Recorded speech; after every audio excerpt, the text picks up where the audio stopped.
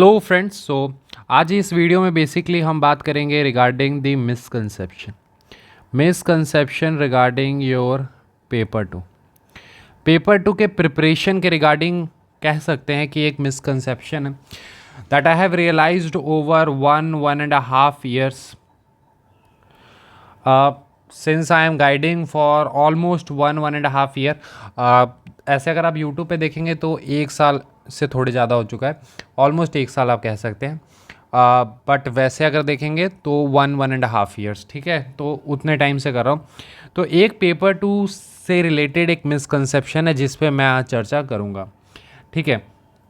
उससे पहले आप लोगों को पता ही होगा कि that 5 October 2022 is the D day. उस दिन एक वीडियो आ रही है हमारी एट 8 PM। उस वीडियो को आप जाकर लाइव यानी प्रीमियर जो होगा उसी टाइम देखें तो आपको बेनिफिट डेफिनेटली मिलेगा रिगार्डिंग द आरंभ। तो इस वीडियो को देखें आप, ठीक है। अभी भी जाके आप देख सकते हैं, आपको प्रीमियर दिख जाएगा, आप उसको सेट एज ए रिमाइंडर कर सकते हैं, ठीक है। तो मैं यहाँ पे मिसकंसेप्शन की बात कर रहा हूँ। देखिए, अगर मैं पेपर 2 के एक बहुत बड़े मिसकंसेप्शन की बात करूँ तो स्टूडेंट्स का क्या है कि अगर मान लेते हैं कि ये टॉपिक्स कोई भी उन्हें प्रोवाइड कर रहा है, let's say expected topics provide कर रहे हैं या फिर कुछ भी, तो उन्हें ऐसा लगता है या फिर उनकी सबसे बड़ी यही रहती है कि सर क्या ये टॉपिक आएगा।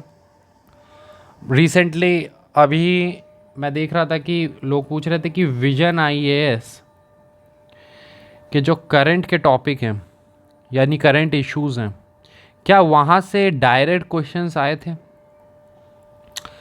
या फिर कोई भी इंस्टीट्यूट लेट से आपको 50 टॉपिक्स एक्सपेक्टेड प्रोवाइड करा दे रहा है तो क्या वहाँ से आए थे यानी डायरेक्ट एज इट इज़।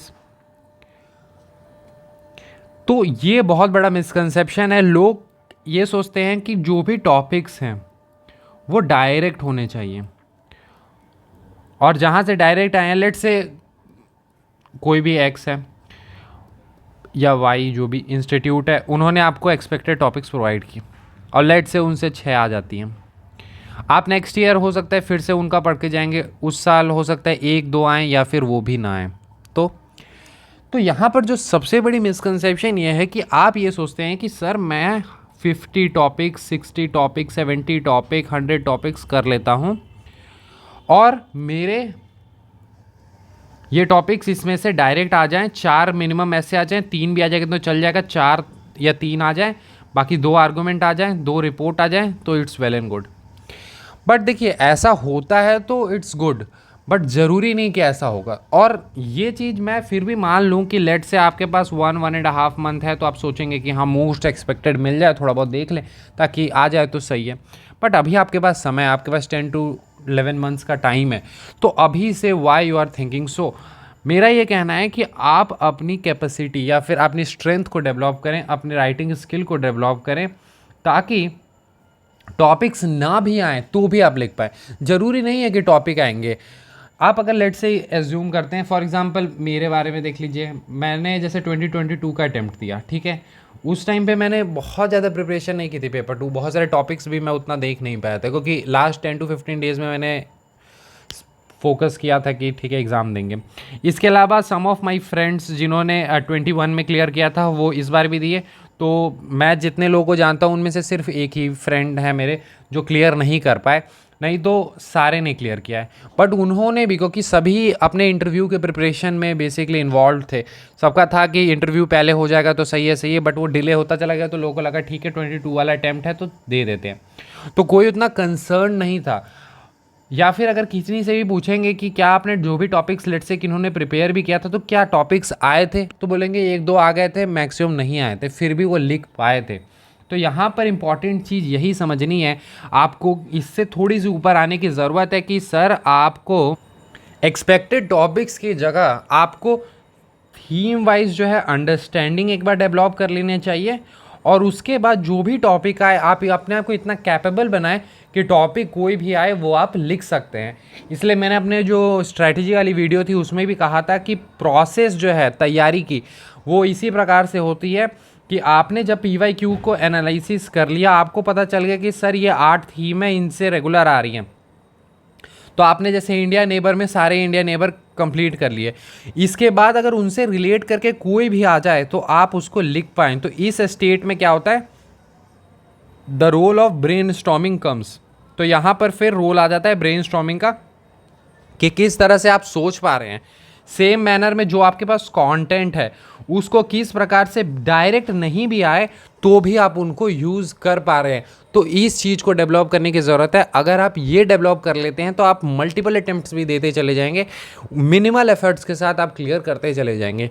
लेकिन अगर आप ये सोच रहे हैं कि कोई आपको 50 टॉपिक दे दे, उसमें से 2-4 आ जाएं और फिर हो जाए, तो वेरी वेरी डिफ़िकल्ट। मैं ये नहीं कहूँगा कि हो नहीं सकता, डेफिनेटली पॉसिबिलिटीज़ काफ़ी होती हैं।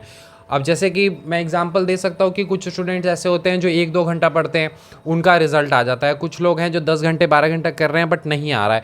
तो ऐसे एक्सेप्शंस आपको हर जगह मिलेंगे, बट आप एक्सेप्शंस पे नहीं जा सकते। जो एक पाथ डिफाइंड है तो वहाँ पर अगर आप जाएँ तो ज़्यादा बेटर है।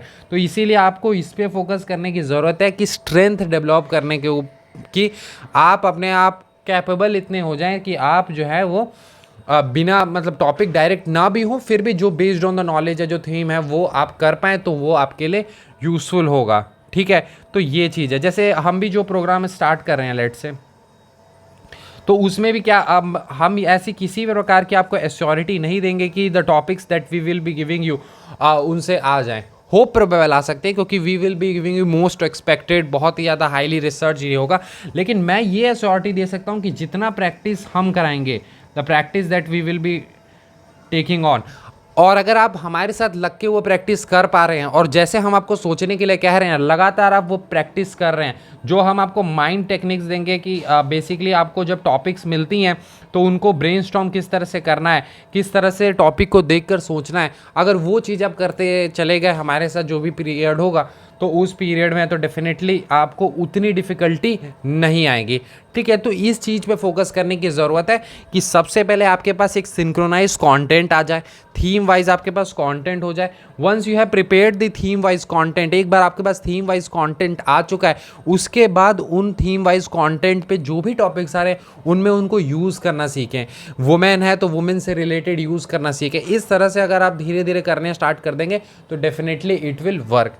और इसके अलावा भी अगर देखें, मैं एक एग्जांपल आपको देना चाहता हूं कि if you will see the example, जैसे एक नक्सलिज्म पे मान लेते हैं एक आता है। ठीक है, मैं आपको थोड़ा सा यहाँ पे एक्सप्लेन करता हूँ।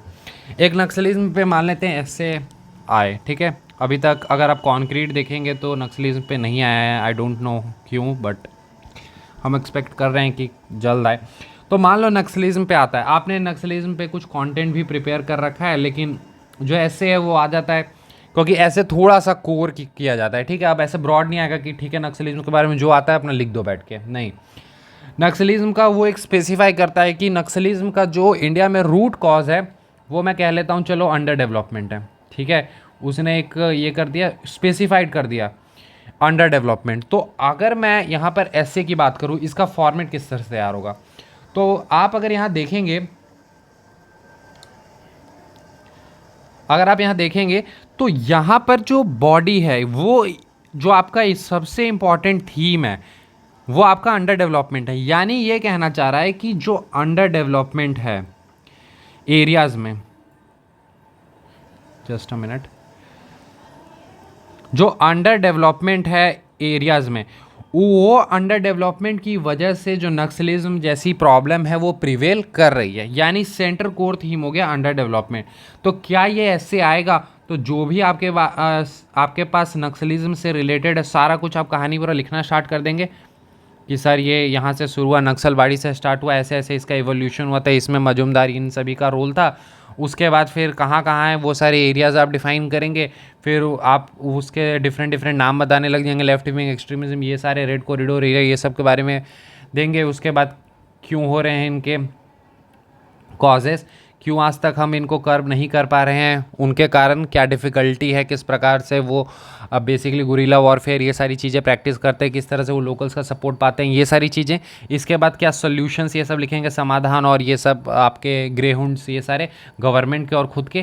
क्या ये होगा? द आंसर इज़ नो, ये नहीं होगा, क्योंकि स्पेसिफाइड कर दिया गया है कि अंडर डेवलपमेंट वाला आपको एंगल है। तो यानी यहाँ ये समझना होगा कि लेट से मैं बॉडी की जब बात कर रहा हूँ तो बॉडी वाला पार्ट तो क्लियर हो गया कि सर अंडर डेवलपमेंट की वजह से नक्सलिज्म हुई है तो ये कैसे हुई है ये आपको लिखना है। लेकिन अगर इससे पहले की मैं बात करूं इंट्रो, तो क्या इंट्रो पहले से डिफाइंड हो सकता है? Answer is yes. अगर आपके में नक्सलिज्म से रिलेटेड कोई भी डाटा है आप लिख सकते हैं।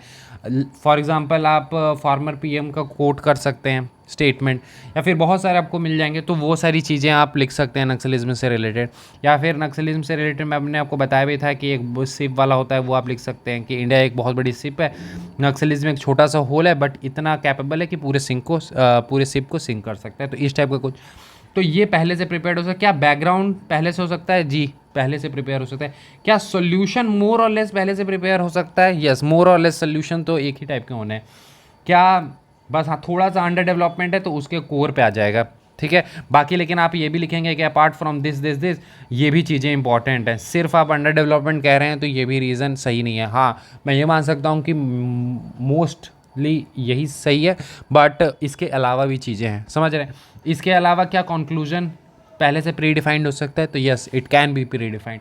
तो मैं ये कहना चाह रहा हूँ कि कोई भी टॉपिक आता है लेट्स से, अगर उसका जो सेंट्रल थीम है उससे रिलेटेड आपके पास 50 to 60% कॉन्टेंट तो पहले से रेडी ही रहेगा। बस आपको, या फिर किन्हीं में तो 100% या 90% रहेगा, सिर्फ आपको क्या करना है, उसको मॉडिफाइड करना है, एग्ज़ाम में जो है उसको मॉडिफाई कर देना है। समझ पा रहे हैं मैं क्या कहना चाह रहा हूँ? देखिए इन सभी चीज़ों पे मैं आगे भी डिस्कशंस करता रहूँगा लगातार, कैसे क्या है ये सारी चीज़ें। मैं सिंपली बस यही कहना चाह रहा हूँ कि don't run behind the topics के पीछे ना भागे।